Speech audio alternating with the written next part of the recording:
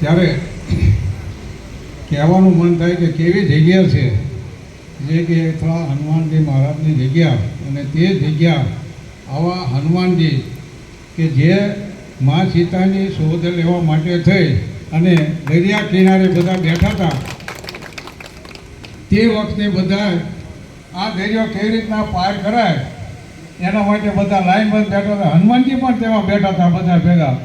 અને તે વખતે જામવંત આવ્યા અને જામવંતે આવી અને હનુમાનજીને જબરદસ્ત બિરદાવ્યા, તું કોણ છું, કોનો સંતાન છું, અને તું આ બધાની લાઈનમાં બેઠો છું, અને તું પણ આવો યોદ્ધો હોવા છતાં પણ આ બધાની લાઈનમાં બેઠો. એટલી જ વાત કહેતા પછી પોતાની સ્ફૂર્તિ થઈ શક્તિની અને સલાહ મારી અને લંકા પહોંચ્યા.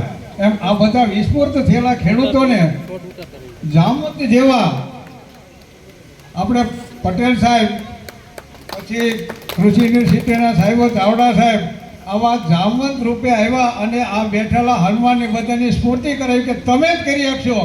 દુનિયામાં કોઈની તાકાત નથી કે આ ધરતી માતાને સાતા આપી શકે, આ ધરતી માતાને સાંત્વત આપી શકે, અને આ માનવીય જીવનનું અધપતન બચાવી શકવા માટે માત્ર ને માત્ર આ એક જ એવો વર્ગ છે, અને તે એટલે ધરતીપુત્ર. આજે ધરતીપુત્ર વર્ષોથી કહેતા હતા, પણ તેનું આપણે ગૌરવ ખોઈ બેઠા હતા.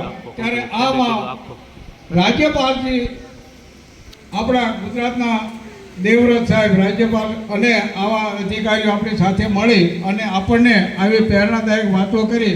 અને અમને તો ઘણી વખત અહીંયા ચોટીલા કેવીકેમાંથીને પણ વ્યાસ મેડમનો, ભૂતલિયા સાહેબનો અને સુરનગરનો બધાનો ઉત્સાહ મળતો રહેલો છે. અને તે ઉત્સાહ કેવો ઉત્સાહ હોવો જોઈએ, અહીં બેઠેલા બધાને હું તો એમ કહું કે અહીં પ્રાકૃતિક ખેતી કરવી છે એવો ઉત્સાહ લઈને આપણે જઈશું, પણ એ ઉત્સાહ કેવો હોવો જોઈએ તો કે ગંગા, યમુના ને સરસ્વતી જેવો હોવો જોઈએ, કાયમ ધોધ વહેતો જોઈએ, રાણપુરની નદી જેવો નહીં.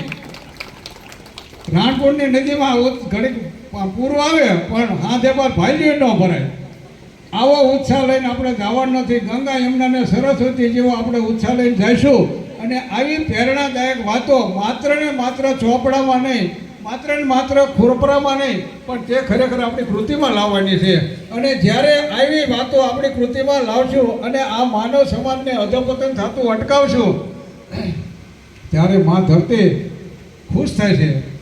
બધાએ કહેવાની વાતો બધી લગભગ બધા ભાઈઓ બધા કહી ચૂક્યા છે, પણ ઘણી વખત એમ થાય ને, એક બાપુ હતા ને અમારા દરબારી ગામમાં, એટલે મને ખબર હોય, દરબારી ગામમાં ભાણુભા આવે ને એટલે ભાણુભા જે કહે ને એ કરી દેવું પડે. તે ભાણુભા કે રાતે 10-9 વાગ્યા પણ કે મારે ભજન ગાવા મામા, પણ મામા આ બધા ભજનવાળા કે હોઈ ગયા હોય તો કે કામ કરો ને કે બાજુના ગામમાં, પણ બાજુના ગામમાં ગયા, બાજુના ગામમાં જઈને ભજન મંડળીવાળાને જગાડ્યા અને ગામનાવાળા પહેલો સવારે એને કરવો પડે ને, એટલે 4 ભજન ગાયા. મામા પાણી બધા બેઠા, 4 ભજન ગામનાએ શરૂઆત કરી ગાયા. અને પછી ભાણુભા કે હાલો મામા કે હવે તમારે ગાવાનું, કે મને જે આવડતું હતું અમને ગઈ નાખ્યું કે, એટલે મારે જે કહેવાનું હતું ને એ તો આ બધાએ કહી જ લીધું છે, પણ રિપીટ કરશું, જેટલું વળીને હેમર કરશું ને તો આ વાત આપણા મગજમાં પાકી થશે. તેટલા માટે થઈ સંકલ્પ લેવાનો છે, અને એવો સંકલ્પ લેવાનો છે કે જે સંકલ્પને કંઈક સુગંધ હોય. જ્યારે માનવ સમાજનું અધોપતન સાહેબોએ વાત કરી, ઘણી વખત આપણે આ જગ્યા પર બેસીને સાંભળી છે કે નાના નાના બાળકોને મોતૈયો આવે, હાર્ટ એટેક આવે, કંઈ ને કંઈ અનેકવિધ આંગળીના વેઢેનો ગણાય એટલા રોગો છે. તેનું પાયો જુઓ, તેનું મૂળ જુઓ તો આપણને ખબર છે કે ખોરાકની અંદર આટલી બધી ભેળસેળ હોય, આટલી બધી દવાઈઓ વપરાતી હોય, એમાં પ્રમુખ વાત હોય તો શાકભાજી. ત્યારે શાકભાજીમાં જેટલી દવાઈઓ વપરાય છે તેની બીજામાં વપરાતી નથી. આપણે આપણા પોતાના ઘર પૂરતું આવી સરસ મજાની શાકભાજી કરાવશું અને તેમાં દવા છાંટશું ને જે થવું એ થાય, પણ આપણે આ કરવું. હું છેલ્લા 12 વર્ષથી હળદરની ખેતી કરું છું અને 12 વર્ષની અંદર એક પણ ઝેરનું ટીપું મેં મારા ખેતરની અંદર નાખ્યું નથી. આજે પણ જે લોકોને આવું આવી શકે, આજે પણ અત્યારે હળદરનું વાવેતર ચાલુ છે. કાલે જેને ડેમો જોવો હોય તો કાલે સવારથી આવી જાઓ, અને ખરેખર ત્યાં આવ્યા પછી કંઈક ઉત્સાહ લઈને જાઓ. ઘણી વખત આપણે વાતો કરી છીએ કે અહીંથી ઇઝરાયલ સુધી લોકો પોતાના ઘાસના ખર્ચે ખેતી જોવા જાય, હવે આપણા તાલુકાની અંદર હોય, આપણા જિલ્લાની અંદર હોય અને ત્યાં જઈને આપણે ન કરી તો શું કરવાનું. પણ સવાલ એક જ છે કે જ્યારે અત્યારે આવા કાળની અંદર કંઈક પણ તમે નવું કરશો ને તો તે વખતે આખો સમાજ એવો જેને કહેવાય ને કે પાંગળો બની ગયેલો છે, આપણા ટાંટિયા ધ્રુજાઈ નાખે તેવી વાતો કરે કે ન થાય, આ દવા ખાતર વગર ન જ થાય. પણ તે લોકોને આપણે કાન ઝાડીને બતાવવું છે કે આવો 12 વર્ષની અંદર એક ઝેરનું ટીપું નથી નાખ્યું, થાય છે કે નથી થતું.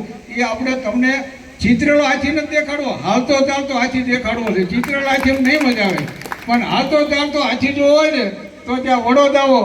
અને 12 વર્ષથી હું ઓર્ગેનિક ખેતી કરું છું, તેની અંદર ફક્ત ને ફક્ત વધારે હળદર ઉપર ભાર આપું છું. અને હળદર આપણા સુરેન્દ્રનગર જિલ્લાની અંદર જે વડોદની હળદર ન ઓળખતો નહીં નાચપારો કહેવાય, ખાય છે કે નથી ખાતો મને ખબર નથી, પણ લગભગ લોકો સુધી આવું અમૃત પહોંચાડ્યું છે. અને અમારા આ અમૃત થકી ઘણા બધા એવા ઝેર જેને કહેવાય ને કે જીવલેણ રોગો, કેન્સર જેવા રોગોની અંદર અમારી હળદરે સરસ મજાનું જેને કહેવાય ઉદાહરણ આપે એવા અનેક 5 હાથ આપણા સુરેન્દ્રનગર જિલ્લામાં એ લોકોને અમારી હળદરથી ફાયદો થયો છે. ખીમો લેવાનો બંધ થઈ ગયો છે અને ઓપરેશન મેટ્રોવેશન બંધ થઈ ગયા છે.